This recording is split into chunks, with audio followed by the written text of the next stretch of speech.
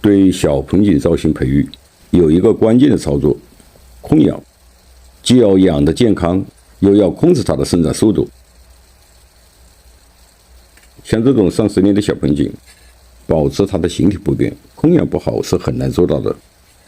像对节百纳、蜂类、黄芦等结生芽树种，控养不好，时间过长，在造型上会留下很多遗憾。这里主要讲对节百纳，了解更多点个关注，进到主页查看相关视频。盆景控养主要有3个环节。第一是修剪，修剪的轻重依据不同的季节进行。像春季修剪，把针戳过块、枝干比例失调的枝条剪短或剪掉，就会像这样纵剪。修剪在一定程度上会抑制盆景的生长，同时也会促使新生枝条的萌发，形成新的枝托。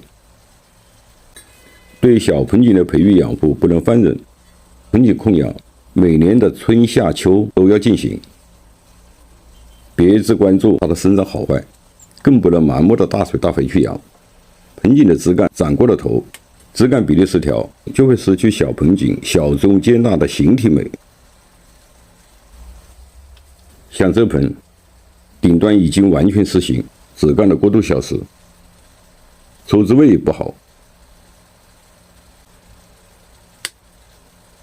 把这个枝留下来，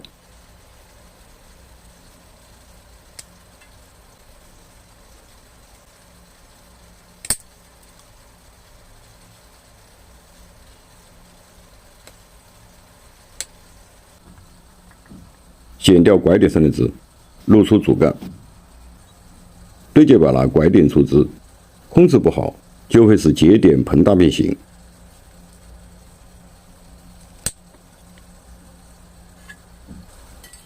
控养的第2个环节是修根，修根要结合放盆进行，剪掉过长过密的根，促使新的根系生长，保持小盆景的生长，同时在盆景生长健康的状态下进行的。根长体弱，对小盆景进行控养，不仅达不到目的，而且很有可能在控养中产生失枝，甚至整树枯萎。这是上盆3个月后，头生根已经生长出来，进入到生长旺季，把它们剪干净，避免形成枝干徒长。这是刚修根上盆的，对枝干也进行了整形。上盆后根系恢复生长，就要对它进行控水控肥管理。控水控肥是小盆景整个控养中最重要的一个环节。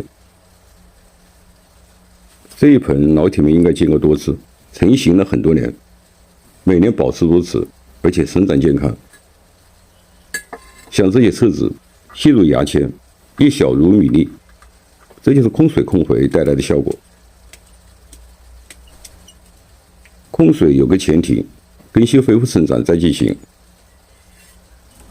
没有完全成活的小盆景不要进行控养，正在蓄养的小盆景要把握好控养的度。